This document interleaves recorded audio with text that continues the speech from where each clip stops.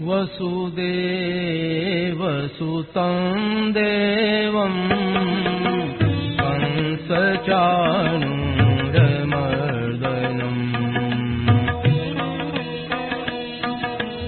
देवकी परमानन्दं कृष्णं वन्दे जगद्गुरुम्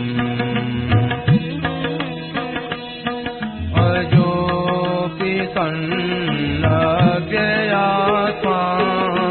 भूतानामीश्वरोऽपि सन्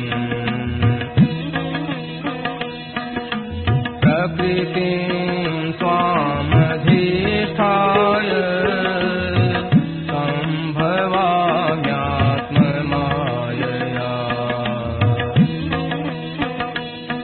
यदा यदा हि धर्मस्य ग्लानिर्भवति भारत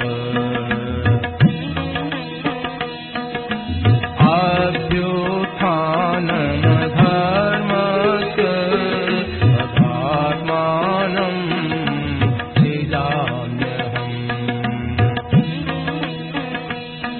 परित्राणाय साधूनां विनाशाय च दुष्कृताम् धर्म संस्थापनार्थाय सम्भवामि युगे युगे जन्म कर्म च मे दिव्य एवं यो वेत्ति तत्त्वतः त्यक्त्वा देहं पुनर्जन्म नैति मामेति सोऽर्जुन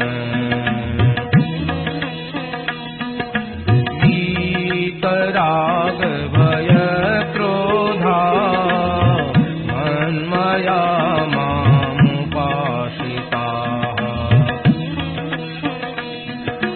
बहवो ज्ञानतपसा भूता मद्भावमागताः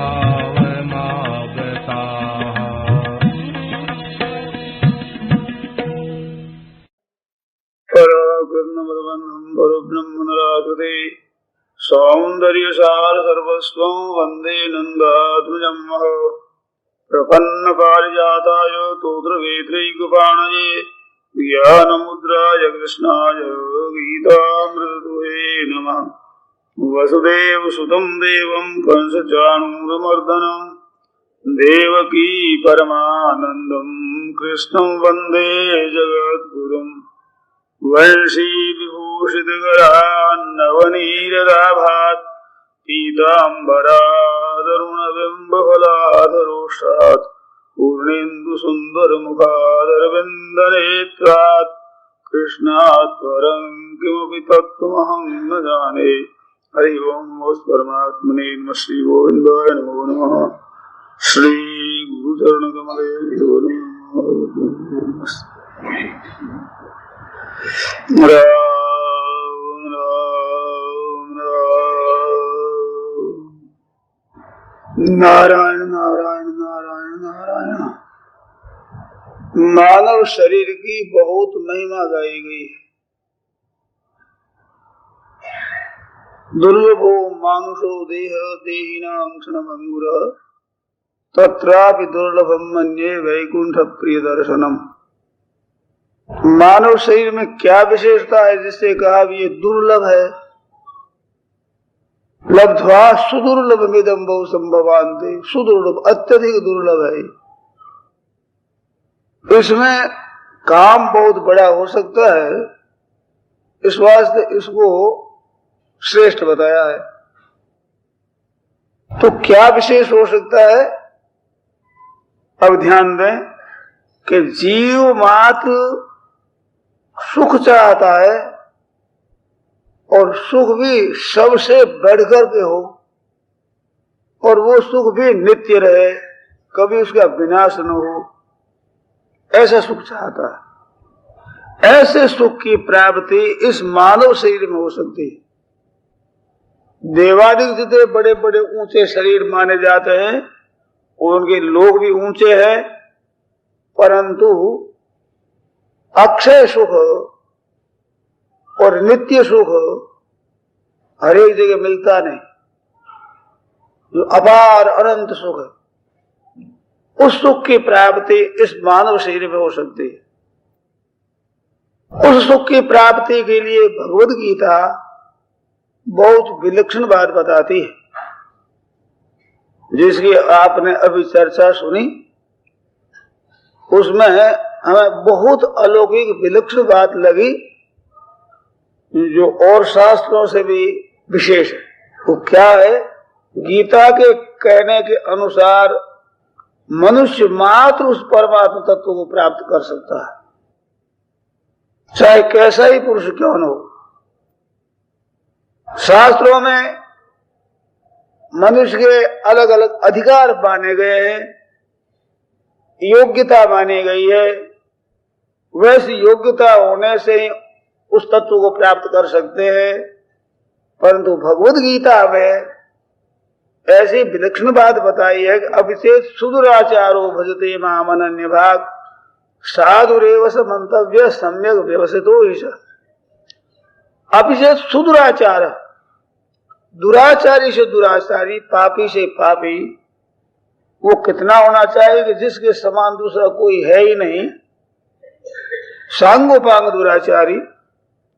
ऐसा पुरुष भी अगर अनन्य भाव से भगवान की तरफ चलता है तो उसको साधु मान लेना चाहिए। और बताया क्षिप्रम भवति धर्मात्मा, बहुत जल्दी वो धर्मात्मा बन जाता है और शाश्वती शांति, जो निरंतर रहने वाली शांति को प्राप्त हो जाता है। कुंती नंदन, तुम निश्चय जानो कि मेरे भक्त का विनाश नहीं होता। तो अत्यधिक पापी भी अगर चाहे तो उस परमात्मा तत्व को प्राप्त कर सकता है, तो फिर साधारण पुरुष है तो वो तो कर ही सकते हैं। आप हम अपने में विचार करते हैं तो अपने में दोषों की प्रतीति होती है, हमारे में कमी मालूम देती है और कमी के कारण से विचार करते हैं कि हम ऊंचे पद को कैसे प्राप्त करें। परंतु भगवद गीता ने जब कह दिया कि अब से सुदुराचार, दुराचारी से दुराचारी पुरुष भी उस तत्व को प्राप्त कर सकता है, तो वे सबसे अधिक मैं पापी हूं ऐसी बात तो नहीं जचती है अपने। क्यों की अपेक्षा हमारे में अच्छे गुण भी है और क्यों की अपेक्षा हमारे में गलती भी है बहुत सी। परंतु दुनिया मात्र में जितने जीव जंतु मनुष्य आदि हो सकते हैं, सबसे अधिक मैं पापी हूं ऐसा तो मन स्वीकार नहीं करता है। और गीता कहती है कि अपिचे सुदुराचार्य, पापी से पापी भी भगवान के चरणों के शरण होकर उस तत्व को प्राप्त कर सकता है, तो हम तो प्राप्त कर ही सकते हैं। तो ये भक्ति के लिए नहीं, ज्ञान के लिए भी कहा है। अपिचेदसी पापेभ्य सर्वेभ्य पाप कृत्तम सर्वं ज्ञान प्लवेनैव वृद्धिरं संतरिष्यसि। अपिचेदसी पापेभ्य सर्वेभ्य पाप कृत्तम, जितने पापी संसार में हो सकते हैं उन संपूर्ण पापियों से भी अत्यधिक पापी है तो भी ज्ञान रूपी नौका से संपूर्ण पापों को तुम तर जाएगा। तो मालूम होता है कि ज्ञान भी ऐसे पापी को भी प्राप्त हो सकता है। भक्ति प्राप्त होती, ज्ञान भी प्राप्त हो सकता है। ज्ञान के लिए शास्त्रों ने साधन चतुष्टय संपन्न बताया है। विवेक हो, वैराग्य हो, समाधि संपत्ति हो और मुमुक्षुता हो, ये साधन चतुष्टय 4 साधनों के सहित होता है। वो फिर श्रवण का अधिकारी होता है। और श्रवण के बाद में मनन है, मनन के बाद निधिध्यासन है और निधिध्यासन के बाद उस तत्व की प्राप्ति है, जो भी एक तत्व पदार्थ संशोधन। ऐसे ज्ञान के अंतरंग 8 साधन बताए हैं। तो 8 साधनों को करने से उस तत्व की प्राप्ति होती है। और गीता कहती है कितनी पवित्रता होती है जिसमें, इतनी पवित्रता होने पर वो बोध हो सकता है। भगवत गीता कहती है अभिचेदसी पापेभ्य सर्वेभ्य पाप कृतम, अधिक से अधिक पापी हो वो भी ज्ञान रूपी नौका से पापों को तर जाएगा। तो उसके लिए भी ऐसी बात बताई। तो आप और हम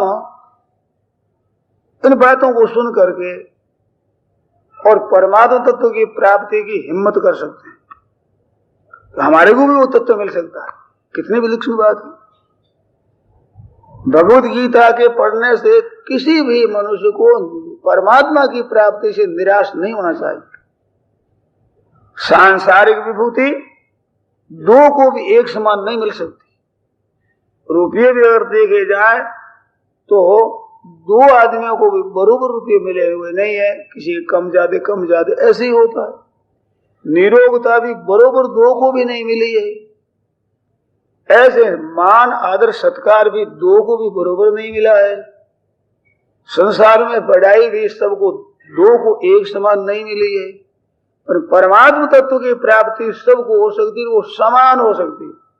और कौन सी हो सकती है? जो शिव जी भगवान शिव हैं, नारद हैं, सनकादिक ऋषि हैं, वशिष्ठ हैं, विश्वामित्र हैं, आदि आदि बड़े भारी महापुरुष हुए हैं पहले, जिनके यश शास्त्रों में गाए गए। उन महापुरुषों को जो तत्व मिला वही तत्व आज आपको हमारे को मिल सकता है, और सबको समान रीति से मिलेगा। उससे कम ज्यादा नहीं कि भाइयों को तो कुछ और मिलेगा, बहनों माताओं को कुछ और मिलेगा, गृहस्थों को तो तत्व कुछ और मिलेगा, तो साधु सन्यासियों को कुछ और ही मिलेगा। ऐसी बात नहीं। चाहे वो ब्राह्मण हो, क्षत्रिय हो, वैश्य हो, शूद्र हो, किसी वर्ण का क्यों न हो, और ब्रह्मचारी हो, गृहस्थ हो, वानप्रस्थ हो, सन्यासी हो, किसी आश्रम में क्यों न हो, किसी देश का किसी वेश में हो। पर यह भी नहीं है कि भाई हिंदुओं का ही इसमें कायदा है।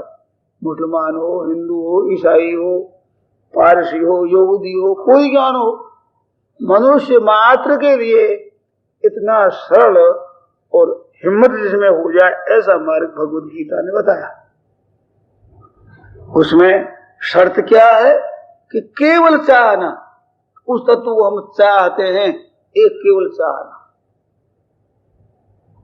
वो उत्कट अभिलाषा होती है भीतर की, तो उसको वो तत्व प्राप्त हो जाता है। इसमें भाग्य का प्रतिबंध नहीं है। तो भाई भाग्य में लिखा हो तो मिलेगा, नहीं तो नहीं मिलेगा।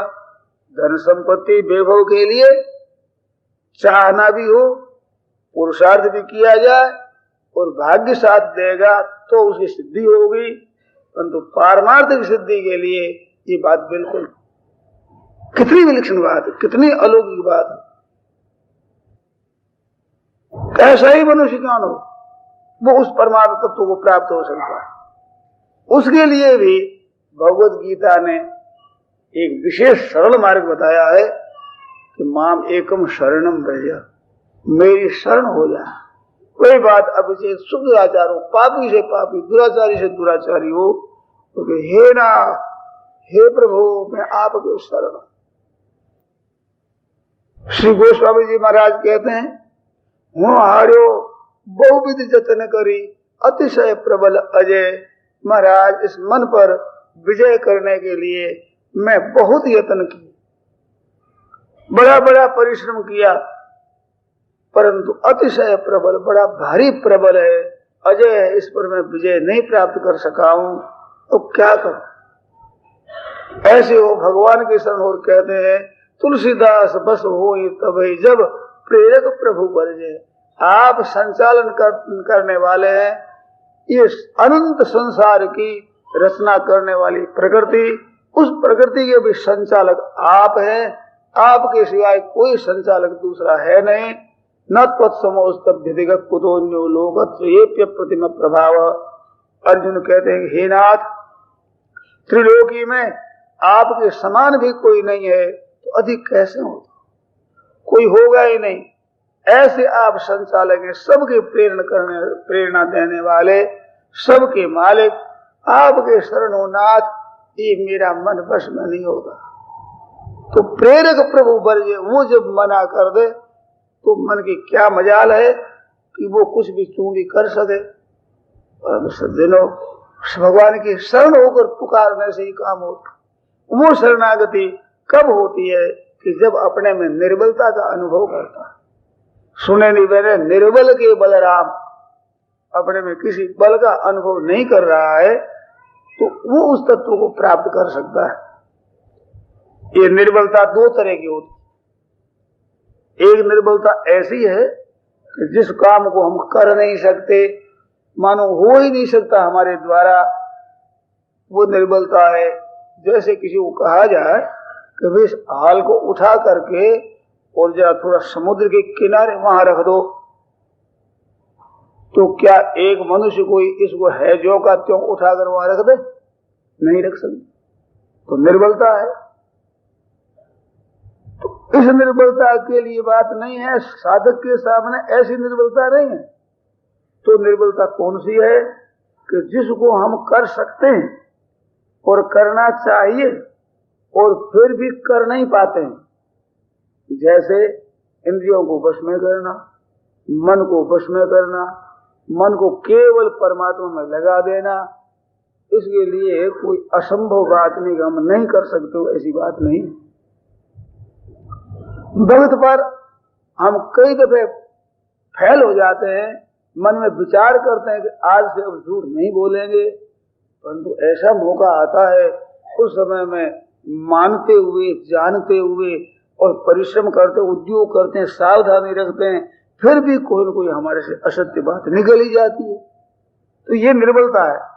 इस निर्बलता के होने वाले जो निर्बल आदमी है, वे अगर परमात्मा से पुकार करे तो ये निर्बलता उनके बाधक नहीं होती, किंतु शरणागति में ये सहायक होती। क्योंकि जब तक मनुष्य के अपने बल का भरोसा रहता है तब तक भगवान की शरण नहीं हो सकता। और जब बार बार ऐसा उद्योग करता है और फिर उसमें फैल होता है तो फिर भगवान के चरणों के सिवाय क्या करेंगे आप? तो साधक के जीवन में ऐसी निर्बलता होती है कि वो कर सकता है, उसकी हिम्मत भी होती है, और कभी कभी उस विषय में ये सफल जीवन भी होता है, परंतु सर्वथा उसमें विजय नहीं प्राप्त कर सकता। अपने मन के मुताबिक अपने मन और इंद्रियों को नहीं लगा सकता। ऐसी निर्बलता जहाँ होती है वहां वो शरण होता है और उसके शरणागति की बात भगवान उसके शरण की बात सुनते हैं और उसकी कृपा से वो काम उसका होता है। तो सज्जनों, ऐसे ही तो निर्बल होते हैं साधक।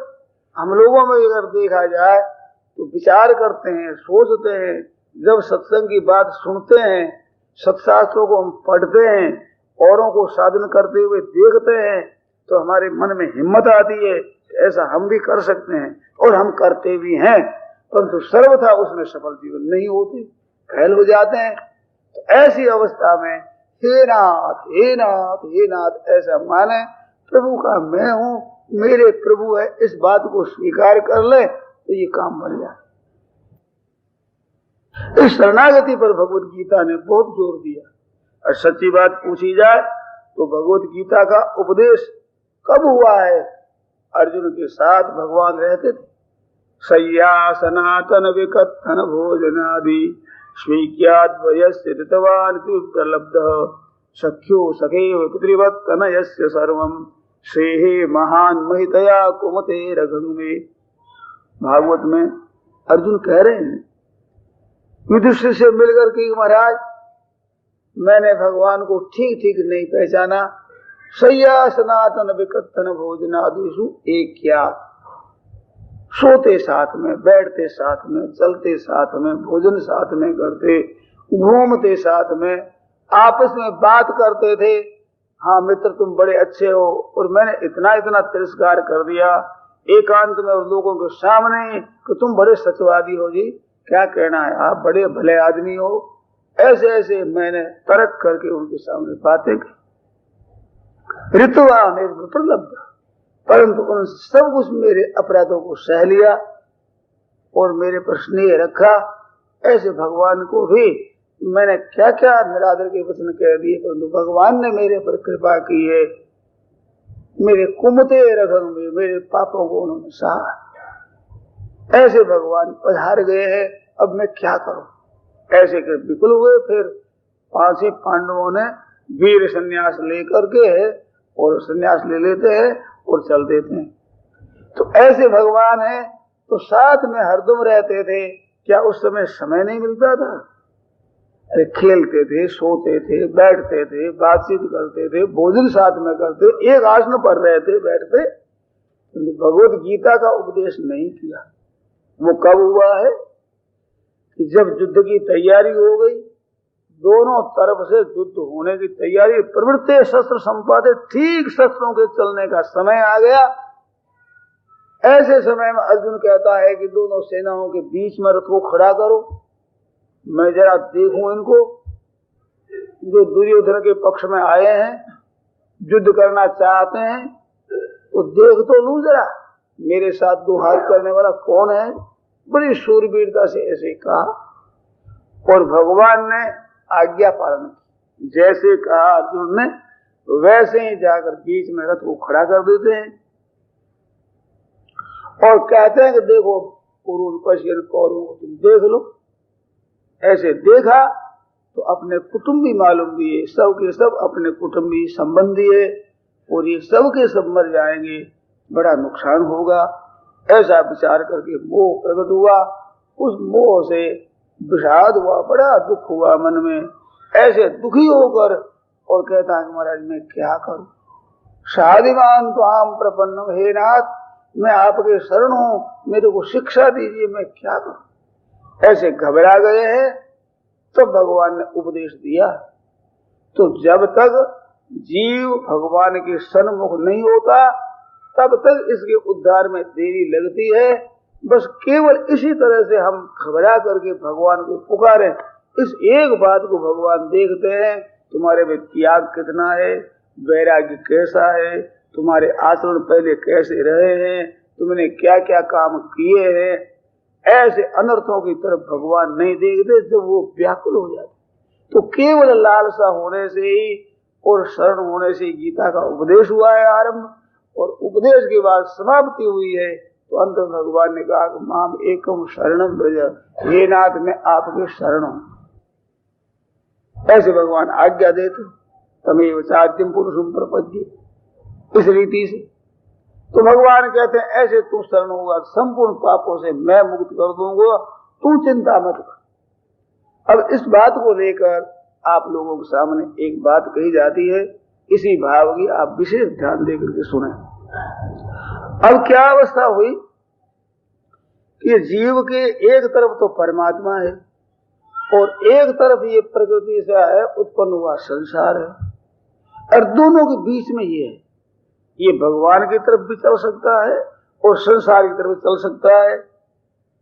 इसमें सामर्थ्य है परमात्मा की तरफ चलने की, परंतु माया मोह इतना विलक्षण है कि इसको मन में समझता है कि त्याग कर दो, परंतु त्याग होता है, कभी कभी कर भी देता है, परंतु ठीक उस पर कायम नहीं रहता, फिर विचलित हो जाता है।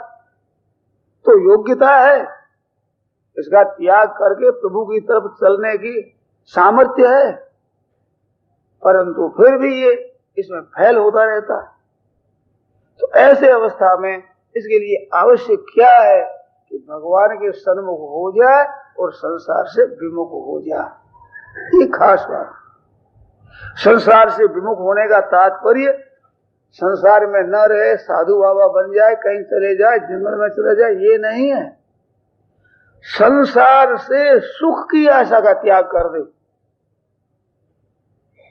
और संसार की सेवा करे, ये संसार से विमुख होना। अपने माता पिता है, भाई भौजाई भतीजे है, अपने स्त्री पुत्र है, बहनों माताओं के लिए सास ससुर है, देवर जेठ है, पति पुत्र है। इन सबको कैसे सुख पहुंचे, कैसे आराम पहुंचे, कैसे इनका भला हो, अपनी शक्ति के अनुसार और धर्मशास्त्र की नीति के अनुसार, लोक मर्यादा के अनुसार इनकी मैं सेवा करूं, पर इनसे मेरे कुछ नहीं चाहिए।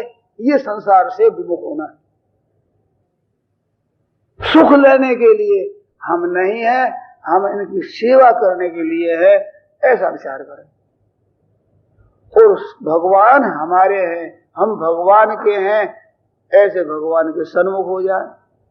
संसार के हम हैं, हमारा संसार है, किस दृष्टि से, किस अर्थ में? कहते केवल सेवा करने का। क्यों है ऐसा कि संसार की हम बात देखते हैं तो हमसे सेवा चाहते, माता पिता भी सेवा चाहते हैं, भाई बंधु भी सेवा चाहते हैं, बाल बच्चे भी सेवा चाहते हैं, हमारे अनुकूल बने, ये इनकी लालसा है। तो हम अपनी शक्ति के अनुसार उनके अनुकूल बने, उनको सुख पहुंचावे, परंतु वे बदले में हमें सुख पहुंचावे, हमें अच्छा माने, इस आशा का त्याग कर दे। ये संसार से विमुख होना। और वो भी मैं आशा का त्याग कहता हूं, उनसे आपकी अनुकूलता हो उसको न लें, ये नहीं कहता। आपकी स्त्री आपको भोजन बनाकर खिलावे तो आप भोजन मत करो उसके हाथ से, ये नहीं कहता हूं। वो सेवा करे तो सेवा लो ही मत, ये नहीं कहता हूं, परंतु भीतर से सेवा की आशा का त्याग कर दी। अब सेवा न करे तो वैसे के वैसे प्रसन्न रहे जैसे सेवा करने से रहते हैं। ये संसार से विमुख होना। बहनों माताओं के लिए चाहिए कि आपके पति है, पुत्र है, सास है, ससुर है, देवर देश जितने कुटुंबी है, उनकी यथायोग्य धर्म की मर्यादा, लोक की मर्यादा के अनुसार मैं क्या क्या सेवा कर सकती हूँ वो सेवा उनकी कर दे, शक्ति अनुसार। आपकी सामर्थ्य न हो ऐसी सेवा कोई चाहता हो वो न कर सके, कोई परवाह नहीं, वो आप पर जिम्मेवारी नहीं है, परंतु आप सुगमता से सेवा कर सकती हो मर्यादा के अनुसार, वो सेवा आप कर दो और वे आपके अनुकूल बन जाए, आपके हाँ में हाँ मिलावे, चाहे विरोध करे, इस बात की परवाह न करो। ये संसार से विमुख होना है। तो संसार से विमुख हो जाए, केवल उनके लिए ही हम संसार में रहते हैं, हमारे लिए हम संसार में नहीं रहते हैं। क्योंकि ये जितने संसार के प्राणी हैं, पदार्थ हैं, ये सब के सब एक दिन छूटेंगे, ये पक्की बात है।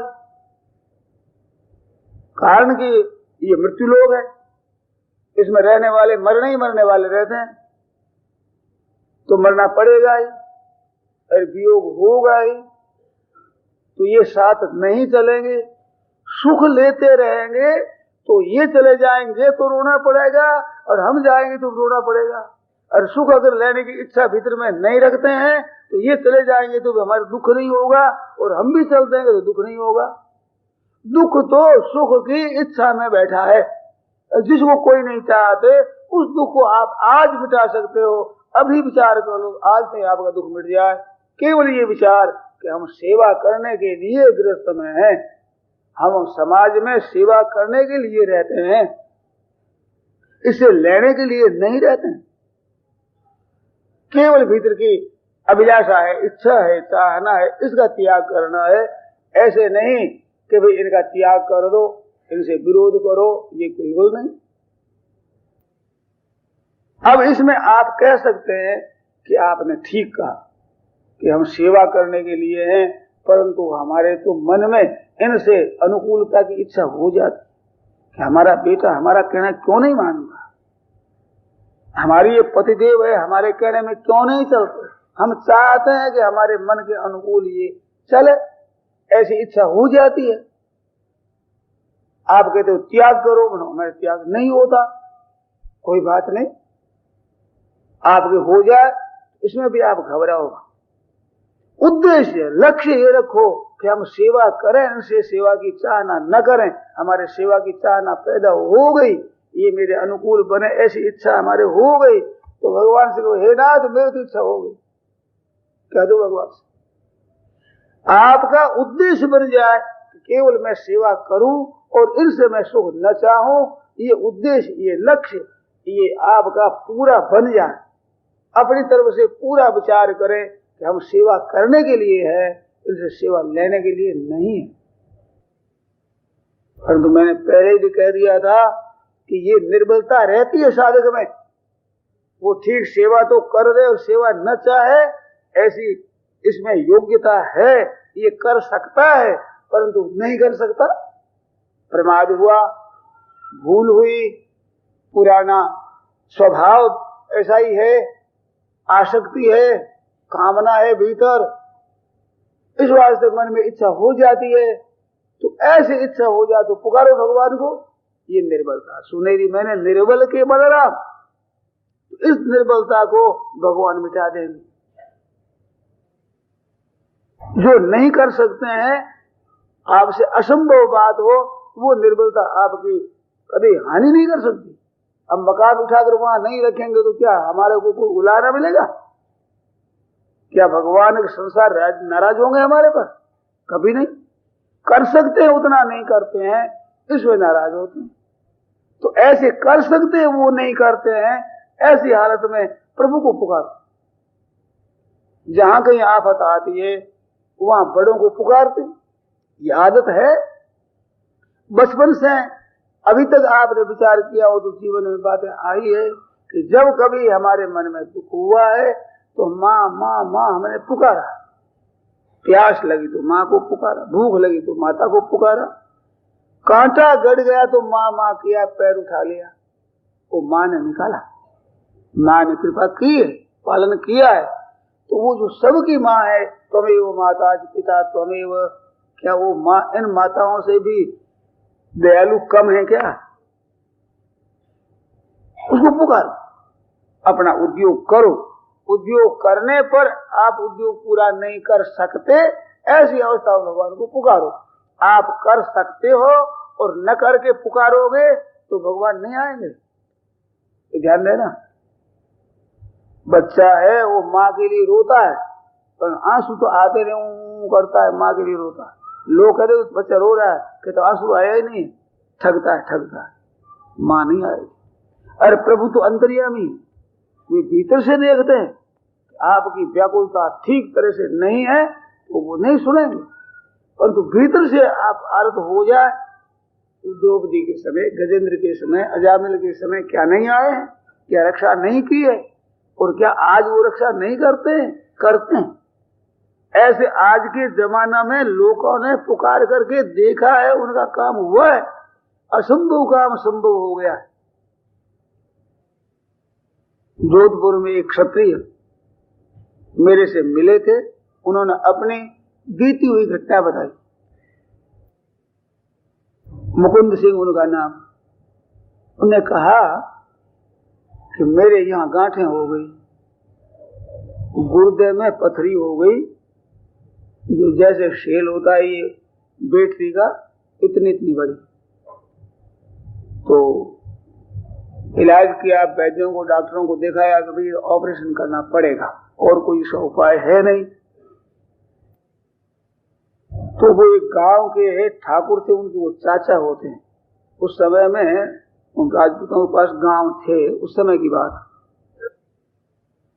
तो ठाकुर साहब ने बहुत जोर लगाया, चाचा जी आपको ये इलाज करना पड़ेगा। ज्यादा दबाया तो वो कराना चाहते नहीं थे। क्यों नहीं चाहते थे? उनके एक तो देवी का इष्ट था, तो मैं दूसरे का सहारा क्यों लूं, ये बात थी। और एक बहुत बड़ी भारी उन मन में ग्लानि थी कि मैं अस्पताल में भर्ती होऊंगा और नर्सा काम करेगी और नर्सा मेरे अंग को देखेगी, परिस्थिति मेरे अंग को कोई न देखे, किसी को भी। ऐसा बात है, परंतु वो नर्सा देखेगी, इसका मन में बड़ा दुख था उनके। और सबने दबाया तो अंत में उन्होंने स्वीकार कर लिया, परंतु मन में ग्लानि इस बात की रही कि दूसरी स्त्रियां मेरे को देख लेगी, ठीक नहीं, इसका बड़ा दुख था मन में। तो ठीक है, आज उपवास कर दिया जाए। उपवास कर दिया, भर्ती कर दिए, डॉक्टरों ने देख लिया कि अमुक जगह ऐसी ऐसी ग्रंथि है, वो निकालना है, सब कुछ हो गया। रात भर रहे, रात्रि में पुकारा अपनी शक्ति देवी को, अपने इष्ट को, कहते माँ ऐसे कृपा करो जो मैं इस आफत से छोड़ जाऊं, कोई बहन मेरे यहाँ इन भाग को देखे नहीं, ऐसी कृपा करो क्या करूं मैं, कैसे करूं, ऐसे करूं। प्रार्थना करी, नींद आ गई। नींद आ गई, नींद में सपना आया। सपने में वो जंगल में चले गए। जंगल में गए, साथ में साधु थे, कोई पशु थे, आगे जाते थे। तो बाबा जी कुटिया मिल गई, उसमें वो भर्ती हो गए। वहां एक वृद्ध संत बैठे और 2-3 और उनके शिष्य थे। वृद्ध संत बोलते हैं, क्या है तेरे? कि महाराज मेरी बीमारी है, इधर आओ, आगे लेट हो जाओ, लेट जाओ। मेरे को लेटा दिया, लेटा करके और कहा लाओ छुरा लाओ। अपने चेलों से कहा, ला करके छीरा लगाया, निकाल कर देखा ये गांठ है, ये निकल गई, ये छोटी थी वो निकल गई, ये निकल 2-3 गांठ निकाल दी और बाहर पक गए। वो छोटी छोटी और है, कोई परवाह नहीं, इसे कुछ अर्ज नहीं होगा। तो इसे ऐसे करके ऊपर कपड़ा बांध दिया, अब जाओ, भेज दिया। इधर नींद खुलती है तो गांठ नहीं है, ना घाव है न बादल, गांठ नहीं है। विजय सिंह जी झालामंड की ठाकर, उनके सामने मुकुंद सिंह जी ने मेरे को खुद ने ये बात सुनाई। शायरमल जी जो वह काम करते रेलवाई में, उन्होंने लिख करके दी, कल्याण में पुराने में छपी है। उसमें शायरमल जी की जगह सागरमल जी लिख लिया है। ये मेरे सामने बीती हुई घटना है।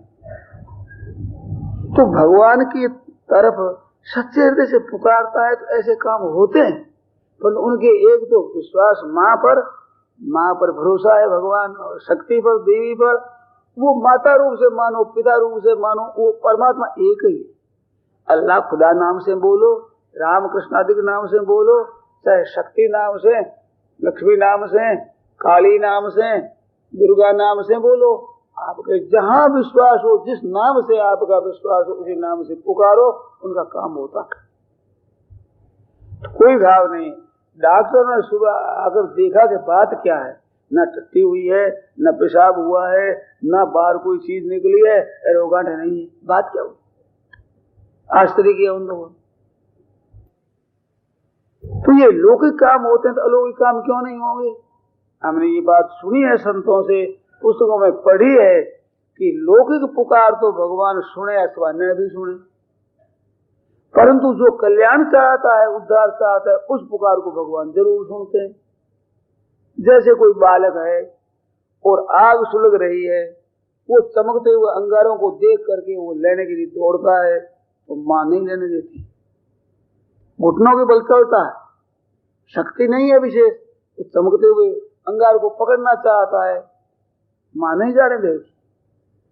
रोने लग जाए, उस रोने की परवाह नहीं करेगी, आग नहीं पकड़ने देगी, वो रोना सह लेगी, परंतु आग पकड़े वो बात मां नहीं सह सकती। परंतु वो दूध के लिए रोवे और वो भी मां ना पिलावे क्या, वो रोना नहीं सह सकती मां। इसी तरह से जीव अपने उद्धार के लिए भगवान से प्रार्थना करता है, रोता है, वो रोना भगवान नहीं सह सकते। आप भोगों के लिए, पदार्थों के लिए, रुपयों के लिए, मान बढ़ाई के लिए, रोग के लिए, दुख दूर करने के लिए, संसार के पदार्थ प्राप्त करने के लिए रो, ये सुन भी सकते हैं नहीं भी। क्यों? ये मिटने से क्या होगा? रोग मिटेगा फिर दूसरा रोग हो जाएगा, दूसरी तीसरा रोग हो जाएगा, फिर बढ़ जाएगा। ये क्या हो? धन मिल भी जाएगा तो नष्ट हो जाएगा। ऐसी पुकार को भगवान सुने भी न भी सुने, परंतु सच्चे हृदय से अपना कल्याण चाहता है, उद्धार चाहता है, वो बात भगवान न सुने, असंभव बात। क्योंकि जिसके लिए मानव शरीर मिला, उसकी पूर्ति के लिए भगवान सदा मदद करने को तैयार। पारमार्थिक उन्नति के लिए हम चलते हैं, भगवान तैयार है, भगवान के भक्त तैयार है, शास्त्र तैयार है, धर्म तैयार है। ये जनता आज कलयुग की जनता भी सच्चे हृदय से परमात्मा की तरफ चलने वाले को जानने के लिए सच्चा चलता है, उसकी रोटी कपड़ा रहने का प्रबंध करने वाली आज दुनिया तैयार है, रक्षा करने वाली, सेवा करने वाली। चोर और डाकू जो डाका डालते हैं, चोरी करते हैं, लूटपाट करते हैं, लोगों को मार सकते हैं, मार देते हैं, ऐसे आदमी जंगलों में संतों की सेवा करते हैं। समझ लेते हैं कि ये तो पारमार्थिक मार्ग में चलने वाला है, सच्चा भक्त है, उनके ऐसी बात होने पर उनकी सेवा करते हैं चोर और डाकू। ये आज जमाने में, इस जमाने में भी ऐसी बात है। तो सच्चे हृदय से भगवान की तरफ चलने में कौन बाधक हो सकता है? बाधक नहीं, सब के सब सहायक होते हैं। प्रकृति सहायक होती, जनता सहायक होती, भगवान सहायक होते हैं, धर्म सहायक होते हैं, शास्त्र सब सहायक होते हैं, सबके सब अनुकूल बन जाते हैं जब वो परमात्मा तत्व को चाहता है। केवल एक लालसा होती है, तो वो लालसा होने पर आप ऐसे घबरावे नहीं कि हम तो इतने पक्के नहीं हैं, हम तो भगत भगत पर फेल हो जाते हैं। परवाह मत करो, आप अपनी धुन छोड़ो मत, इसमें निराश मत हो। निराश होना भी इसमें बड़ा भारी अपराध है, निराश होना ही बड़ी भारी बाधा है। भगवान से निराश मत हो। संसार की तो आशा में फेल होंगे और भगवान की आशा में सदा सिद्ध होंगे, इसमें कभी भी आपको फेल नहीं होना पड़ेगा। तुलसी सीता राम कहू दृढ़ राखो विश्वास, कबहू बिगड़े ना सुने रामचंद्र के दास। यहां कभी बिगाड़ नहीं होता। तो वही शरणागत भगवान के चरणों के शरण हो जाओ। और हम सनाथ है, ऐसा भीतर में बल होना चाहिए मन में कि हम साधारण से साधारण हैं, भगत ऊंचे दर्जे के नहीं हैं, सदाचारी भी हम नहीं हैं, परंतु भगवान हमारे हैं, हम भगवान के हैं। क्या निर्बल बालक माँ का बालक नहीं होता? क्या हृष्टपुष्ट बलवान बालक ही माँ का बालक होता है? ऐसे भजन ध्यान करने वाले ही भगवान के होते हैं। क्या निर्बल भगवान के नहीं होते हैं? अरे भाई, माँ का बेटा शरीर है तो शरीर हृष्टपुष्ट हो तो माँ का, शरीर से निर्बल हो तो ही माँ का है। ऐसे भगवान के यहाँ भजन ध्यान त्याग वैराग्य आदि है, इससे पुष्ट है वो भगवान का है। परंतु ये चीजें नहीं है, महान निर्बल है, साधन की संपत्ति बहुत कम है, तो क्या वो भगवान का नहीं है? अरे निर्बल है वो तो पहले है माँ का। बीमार की माँ सेवा पहले करेगी स्वस्थ की अपेक्षा। छोटा भोला बालक है, उसका पालन पहले करेगी जो बड़े बालक है, सयाने हैं उनसे। इस तरह से भगवान धर्मात्मा पुण्यात्मा है, उनकी भी रक्षा करते हैं। मन पापात्मा होकर पुकार उठता है तो ये पुण्यात्मा साधु संत पहले धरे रहेंगे, पहले उनकी रक्षा करेंगे। वो देखते हैं कि बेचारा ये निर्बल है, कर नहीं सकता, चाहता है भगवान को। जो धर्मात्मा पुण्यात्मा संत महात्मा जिस परमात्मा तत्व को चाहते हैं उसी तत्व को वो चाहता है, पर उसके पास बल नहीं है, उसके सदाचार नहीं है, सद्गुण नहीं है, साधन संपत्ति नहीं है। ऐसा निर्बल हो गए, चाहता है उसी को। जैसे गोस्वामी जी ने लिखा कि मति अति नीच ऊंच रुचि आची।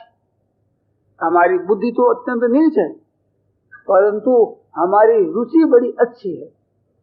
मति अति नीच और ऊंच रुचि अच्छी। रुचि हमारी भगवान की तरफ है। चाहिए अमीय जग जुरे न छाछी। चाहिए तो हमारे अमृत, पर तो मिलती नहीं छाछ भी, खट्टी छाछ भी नहीं मिलती, और चाहिए अमृत। ऐसी दशा है। ऐसी दशा में भगवान की तरफ चलते हैं तो कोई कमी नहीं रहती, वो पूरी करते हैं भगवान। तो हमारी शक्ति के अनुसार भगवान काम करते हैं। और शक्ति नहीं, निर्बल होकर पुकारने की बात सुनते हैं। और निर्बल के बलराम सुनेरी मैंने, निर्बल के बलराम।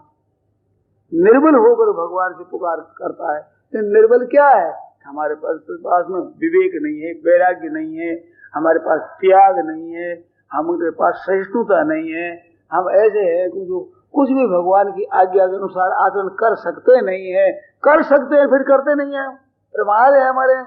हम कर सकते हैं परंतु हम भगत भगत फैल होते हैं। पर नियत हमारी करने की है, ये जरूर चाहिए। नियत न करने की नहीं चाहिए। हम कर पाते नहीं है परंतु हम करना चाहते नहीं है, वो चाहना हमारी तीव्र होनी चाहिए। और जहां कहीं हम फैल हो जाते हैं वहां हृदय में जलन होती है, दुख होता है कि नाथ मैं क्या करूं, मैं फैल होना नहीं चाहता परंतु मैं क्या करूं, फैल हो गया। उसकी जलन होती है, दुख होता है, करना वैसा चाहते हैं फिर भी नहीं करते। ऐसी हालत में भगवान सहायता जरूर करते हैं, जरूर करते हैं, जरूर करते हैं। तो शरण होने से हम कैसे ही क्यों न हो, कैसे ही हमारे आचरण रहे हो, भगवान देखते नहीं। पहले की बात नहीं दे, कि तुमने कैसा कहा था, क्या क्या काम किया है। महाराज अनर्थ हमने किए। संतों ने कहा है कौन वो पाप है जो किए नहीं मैंने, और जय जो गए भूल सो लिए उधारे। ऐसी खेप भरी रची पची के चकित भये लख के बन जा रहे। गोस्वामी तुलसीदास जी महाराज, सूरदास जी महाराज जैसे संत ये बात कहते हैं। कौन सा पाप था वो संसार में जो मैंने नहीं किया। पापों को खूब संग्रह कर लिया, अपनी शक्ति पूरी लगाई पापों के करने में, और जो गए भूल गए कोई पाप नहीं बना तो उधार ले लिया। और से वो पाप करने वाला है उसकी निंदा करके उसे उधार लिया कि भैया हमारे पाप कम है, ऐसे मैंने ले लिया। ऐसी खेप भरी रची पची के अच्छी तरह से हमने खेप भरी है। चकित भये लख के बंजारे, जो माल ढोने वाले बंजारे भी चकित हो गए। ऐसे मेरे पाप हैं, अब तेरे सुनो ब्रजराज दुलारे। कहते हैं सूरदास जी, हे नाथ अब मेरी टेर सुनो, मैं क्या करूं, कहां जाऊं। तो उनकी सुनते हैं भगवान। भगवान पापों से नहीं डरते हैं। पाप रूपी क्रिया मनुष्य ने की और उसको दूर नहीं कर सकते भगवान से। भगवान क्या है, उनके सामने ऐसी कोई चीज नहीं जो असंभव हो। और भगवान तो कर तुम अकर तुम और अन्यथा कर तुम समर्थ, कर भी सकते हैं, नहीं भी करते, उल्ट फेर भी करने में सदा समर्थ है। कोई ऐसे असमर्थ है ही नहीं जिसे पापों से छुड़ा देना कौन बड़ी बात है। भगवान के लिए हमारे लिए बड़ी भारी बात है। तो ऐसे प्रभु के चरणों का आश्रय ले उसको पुकारा। केवल लालसा यही कि संसार से विमुख हो जाऊं और भगवान हे नाथ आपके सन्मुख हो जाऊं, ये लालसा जो मैंने कही, ये बात खास बात। अब भगवान के सन्मुख होने में भी हम चाहते तो हैं, पर तो जैसा चाहते वैसा जब भी नहीं होता, जैसा चाहते वैसा मन भी नहीं लगता, जैसा चाहते वैसा प्रेम नहीं आता, जैसा चाहते वैसी रुचि नहीं होती, पर तुम चाहते जरूर है। चाहिए हमें, अब चाहिए वो चीज। हम निराश नहीं होंगे, बार बार फेल होने पर भी निराश नहीं होंगे। बड़ी भारी बात आई है कि भगवान से तुम निराश हो जाते हैं और संसार की आशा रखते हैं। जो संसार की आशा आज दिन तक किसी की पूरी नहीं हुई, अरबों वर्षों से सृष्टि चली आ रही है, इसमें इतिहास में एक आदमी को आप नहीं बता सकते कि संसार की इच्छा उसकी पूरी हुई, कभी नहीं हुई। तो फिर आपकी पूरी कैसे हो जाएगी? क्या नई सृष्टि रचना होगी? क्या रिवाज नया हो जाएगा? क्या पदार्थ नए हो जाएंगे? तो किसी की पूरी नहीं हुई और भगवान के तरफ चलने वालों को पूरी हुई तो हमारी भी होगी। कह सकते हो हम कलयुगी जीव है, तो कलयुगी है तो और ज्यादा दया के पात्र, विशेष कृपा के पात्र। समय ऐसा ही है। ऐसे समय में हम प्रभु की तरफ खूब चल सकते हैं। शरण होकर हे नाथ हे प्रभु ऐसे पुकारे मन ही मन। दो बात, भगवान की तरफ चलने में हमारी कमजोरी और संसार के त्याग करने में हमारी कमजोरी, ऐसे निर्बलता को लेकर प्रभु को पुकारें और विश्वास करके उसकी कृपा से होगा, और जरूर होगा। हुआ है बहुतों के ऐसे। पाप करने को मैं उद्यत हो गया, केवल पाप घटना घट जाए जबरदस्ती वो नहीं, मेरा मन हो गया पाप करने के लिए और तैयार हो गया, परंतु भगवान ने ऐसी कृपा की जो पट बचा लिया मेरे को। ऐसे एक दूसरे संत ने कहा कि ऐसा ऐसा मौका हुआ, मैं बिल्कुल पतन की तरफ जा ही रहा था और बस हो गया और मौका भी आ गया, परंतु दूसरा आदमी आ जाता है उसी समय और मैं बच गया। फिर प्रभु से प्रार्थना करी, फिर मैं उम्र में बच गया। तो ऐसी ऐसी घटनाएं होती हैं। हम स्वयं विचार कर लेते हैं कि पाप में अनर्थ में हम प्रवृत्त हो जाए, परंतु भीतर में हमारे पाप करने का उद्देश्य नहीं है, लक्ष्य नहीं है। लक्ष्य तो बचने का है और परमात्मा की तरफ चलने का ही है, परंतु मौके पर ऐसे हम फेल होने को ही चलते हैं, पर उद्देश्य लक्ष्य हमारा वो परमात्मा की तरफ, तो भगवान ऐसी घटना में बचा देते हैं। ऐसे तो उन लोगों को बचाया, वे भी आजकल के ही हैं। मेरे सामने दोनों व्यक्तियों ने मेरे खुद को कहा है फिर क्या हमारे पर कृपा नहीं है भगवान की? क्यों नहीं है? आप अपने जीवन की तरफ ख्याल करके देखें तो भगत भगत पर भगवान ने कृपा की है, परंतु मनुष्य उसकी तरफ देखता नहीं। ये देखता है तो इत्तेफाक ऐसे ही हो गया होगा, मामूली मामूली बात है। सांसारिक प्रतिकूलताएं आई है, उनमें रक्षा भगवान ने की है। कई दफे अचानक रक्षा की है, अचानक आदमी मिला है, अचानक भोजन मिला है, अचानक रास्ता बताने वाला मिला है। ऐसी बातें आपके रास्ते आपके जीवन में बीतती है बहुत बार, और इन बातों की तरफ हम ख्याल नहीं करते। और लौकिक बातों में बीते, लौकिक नहीं, अलौकिक में तो बीतती है, बिल्कुल भगवान करते ही है। उपाय शरण, एक शरण भगवान की होना। तो पापी से पापी भी भगवान के चरणों की तरफ चल सकता है। हम तो कहते हैं पापी हुलस विषय कब की बेरूजा उबारियो। पापी हुलस विषय, पापी में तो उत्साह अधिक होता है, क्योंकि भगवान पापी की कृपा करने वाले हैं। भगत विसल वृद्ध समझ के रज्जब दीनो रोय, पतिता पावन जब सुने तो रहो नची तो सोए। सुना कि भगवान तो भगत वत्सल है, तो हम तो निराश हो गए, वे भक्त तो हम है नहीं, हमारे पर कृपा कैसे करेंगे।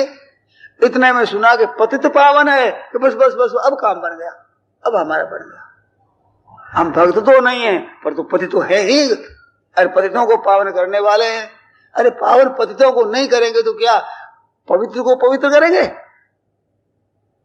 आप जरा ध्यान दें, पापी को भगवान शुद्ध नहीं करेंगे तो शुद्ध को शुद्ध करेंगे, और जो संसार में फंसा हुआ उसका भगवान उद्धार नहीं करेंगे तो उद्धार हुआ होगा उद्धार करेंगे?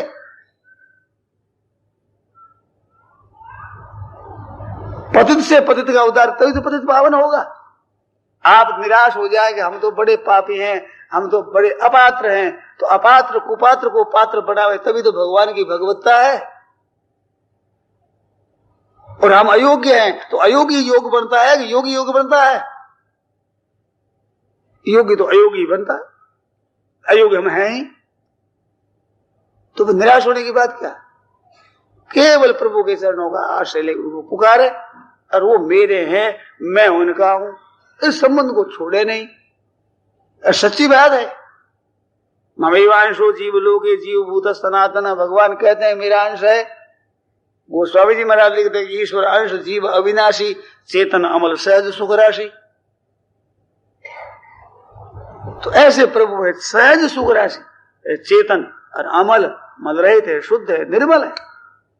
सो माया वश भय गुसाई, माया के वश में हो गया, परंतु है वैसा परमात्मा का अंश। आप हम नहीं जानते, क्या भगवान भी हमारे को नहीं जानते हैं? आप जाने तो भी भगवान जानते हैं, आप न जाने तो भी भगवान जानते हैं, आप न माने तो भी भगवान मानते हैं तुम्हारे को, तो आप माने तो भी भगवान मानते हैं। भगवान की भूल ही नहीं है। आप आस्तिक हो चाहे आप नास्तिक हो जाए, नास्तिक होने पर भी भगवान की कृपा कम नहीं होती है, भगवान का स्नेह कमी नहीं होता है।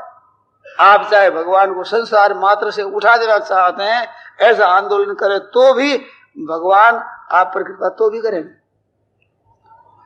क्यों भक्तों पर ही कृपा करें, औरों पर कृपा न करें, ऐसा भगवान के है नहीं। सूर्य सर्वभूता नाम, प्राणी मात्र के सूर्य है वो, चाहे पापात्मा पुण्यात्मा किसी जोनी में कैसा ही किसी धर्म में कोई ज्ञान हो, तभी वो भगवान है। इस वास्ते भगवान की तरफ से निराशा कभी ना करें, निराश होवे ही नहीं।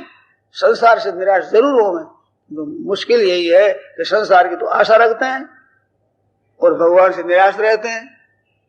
प्यारे से प्यारे संसारी मनुष्यों ने धोखा दिया है। आप विचार करो तो, जैसे भगवान ने कृपा की है जीवन में, ऐसे इस जीवन में जिनका भरोसा था उन्होंने भगत पर पोल निकाल दी है, उन्होंने भी धोखा दिया है। ऐसा भी जीवन है, उसमें देखा होगा आप, कई जगह ऐसा होता है। कहते हैं कि मैंने ऐसा नहीं समझा था, इसका धोखा उसने दे दिया, हमारा विश्वास था, परंतु उसने भगत पर पोल निकाल दिया। एक साधु मिले, वो कहते थे कि मेरे बहुत सेवा करने वाले हमारे शिष्य प्रशिष्य जिन पर मेरा भरोसा था, वो कहते कि मेरे संग्रहणी हो गई। संग्रहणी होने पर विचार किया कि ये धनी आदमी है, ये मेरे दवाई का और प्रबंध कर देंगे। और उन्होंने कहा मेरे जितने परिचित थे उसने किसी ने नहीं किया कि बाबा इतना हम समय कैसे खर्च करेंगे, इतना पैसा हम खर्च कैसे करेंगे, नहीं किया। एक भाई मिला जो विशेष परिचित नहीं था, उसने सब खर्चा लिया और मेरे संगनी ठीक हो गई। ठीक होने पर के ब्राह्मण भोजन किया, बड़े खर्चा और लगाया कि बीमारी ठीक होगी, इतना उत्सव और मनाएंगे। तो भक्त पर वो जिनको आप भरोसा देते कि ये हमारा काम करेंगे, वे कई जगह पोल निकाल देते हैं। जिनका भरोसा नहीं वो काम कर देते हैं। ऐसा हुआ है कई दफे, आपके भी जीवन में हुआ होगा, हमारे भी होता है, हुआ है। तो संसारी आदमी भी ऐसा करते हैं, नहीं भी करते हैं, पर प्रभु तो करते ही हैं, और करने वाला प्रभु ही है, वो भगवान ही है। तो भरोसे वाले क्यों नहीं करते? भगवान के तो इनका भरोसा रख ले, देख ले तेरे काम कैसा हुआ है। ये भगवान चिताते हैं, समझाते हैं। केवल भगवान का विश्वास रख करके चलो और सबकी सेवा करो। संसार के लोग आपसे सेवा चाहते हैं, अनुकूलता चाहते हैं। दो चीज लोग चाहते हैं, एक तो आप कमा करके धन ला करके दो, और एक शरीर से कट करके परिश्रम करो। ये दो चीज चाहता है संसार। आपके कुटुंब दो चीज चाहते हैं, अरे भगवान दो ही चाहते हैं। भगवान चाहते हैं कि मेरे को अपना मानो और याद रखो, बस याद रखना और अपना मानना, ये तो भगवान चाहते हैं। और चीज वस्तुओं से कटकर शरीर से सेवा करो, ये दो संसार चाहता है। संसार की दे दो और भगवान की भगवान को दे दो। नाम लो, उसको याद रखो, और हमारे भगवान है, हमारा संसार नहीं है। संसार केवल सेवा करने के लिए, तो सेवा करने के लिए हम संसार के हैं, लेने के लिए नहीं। तो माम एकम शरणम व्रज अभिचय सुदुराचारो भजते माम अनन्य भाग साधुरेव सम्मंतव्य सम्यक् व्यवसितो ऐसा क्षिप्रम भवति धर्मात् वासस्वत् शान्तिं निगच्छति कौन्तेय प्रतिजानीहि न मे भक्तः प्रणश्यते। राम राम राम। थोड़ा सा कीर्तन कर लें। जय सिया राम, जय सिया राम, जय सिया राम, जय सिया राम, जय जय सिया राम, जय सिया राम, जय जय सिया राम। राम सदा सेवक रुचि राखी, राम सदा सेवक रुचि राखी। राम नाम अवलंबन एकु, राम नाम अवलंबन एकु। जय सिया राम, जय जय सिया राम, जय सिया राम, जय जय सिया राम, जय सिया राम, जय जय सिया राम, जय सिया राम, जय जय सिया राम। धन्य लक्ष्मण बड़ भागी, धन्य लक्ष्मण बड़ भागी। राम पधार वेंद अनुरागी, राम पधार वेंद अनुरागी। जय सिया राम, जय जय सिया राम, जय सिया राम, जय जय सिया राम, जय सिया राम, जय जय सिया राम, जय सिया राम, जय जय सिया राम। बड़ भागी अंगद हनुमाना, बड़ भागी अंगद हनुमाना, बड़ भागी अंगद हनुमाना, बड़ भागी अंगद हनुमाना। चरण कमल चापत विधि नाना, चरण कमल चापत विधि नाना। जय सिया राम, जय जय सिया राम, जय सिया राम, जय जय सिया राम, जय सिया राम, जय जय सिया राम, जय सिया राम, जय जय सिया राम। उमा कहूँ मैं अनुभव अपना, उमा कहूँ मैं अनुभव अपना। सत हरि भजन जगत सब सपना, हरि भजन जगत सब सपना। जय सिया राम जय जय सिया राम, जय सिया राम जय जय सिया राम। जय सिया राम जय जय सिया राम, जय सिया राम जय जय सिया राम। सियावर रामचंद्र की जय। मोर मुकुट बंसी वाले की